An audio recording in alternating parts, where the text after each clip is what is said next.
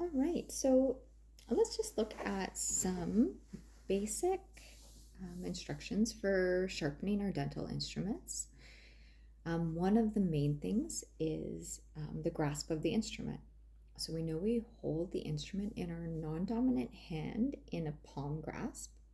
So the instrument's in our palm, thumb up to stabilize that instrument around the shank. We also know that we need to have a stable rest on a countertop. So I want my hand to be resting on a countertop in order to stabilize the instrument for when I'm sharpening, the instrument isn't going to move around on me. Lighting is also very important, so I want to make sure that that dental light is coming up and shining into the area that I'm sharpening, so positioning my light.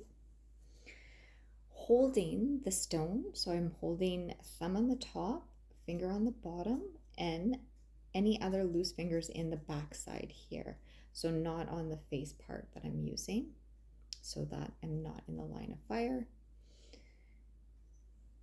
Two separate sides to our dental stones. This is just one make of, it's a Hugh Freedy dental stone. It has a coarse grit, which is the blue side, and it has a lighter grit, which is the white side. So white side for when we're touching up and maintaining our instruments, the coarser blue side for when we have to recontour or we haven't been that good in keeping our upkeep on our instruments, and they need a little bit more of an aggressive sharpening.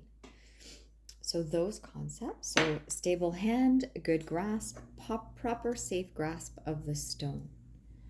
Other concepts is the positioning of the instrument. So once I have my good palm grasp, when I'm sharpening the lateral cutting edges, so the sides of the instrument where the cutting edges are, I need to ensure that my face is parallel to either the countertop or the floor. For my 204S that I'm looking at right now, if my terminal shank is straight up and down, I will know that my face is parallel to the floor. And both cutting edges are equal distance across from each other. This would be the position that I want to be in when I'm sharpening, with the tip of the instrument pointing straight out of the countertop. After I've done sharpening, I also want to do a test of my instrument. So I want to hold my test stick in a way that my hand isn't going to be in any direct line of fire of the instrument. So a good grasp, same again, palm grasp with my test stick with a little bit sticking above. I like to think of it as a tooth coming out of a socket. Then I'm going to find a good fulcrum on my finger or my hand, and I'm going to angle the instrument as if I was scaling, and I'm going to test heel, middle, toe. If the instrument catches in, I know that my blade is sharp and I'm good to stop sharpening. If I find that it slips, then I might want to touch up that working end a little bit. So just a review: test stick, good grasp, fulcruming on my hand portion when I'm testing, and the instrument is angled to the scaling angle. So much how I'm using the test stick like a tooth to ensure that it has a good sharp cutting edge. Good palm grasp for my instrument in my non-dominant hand.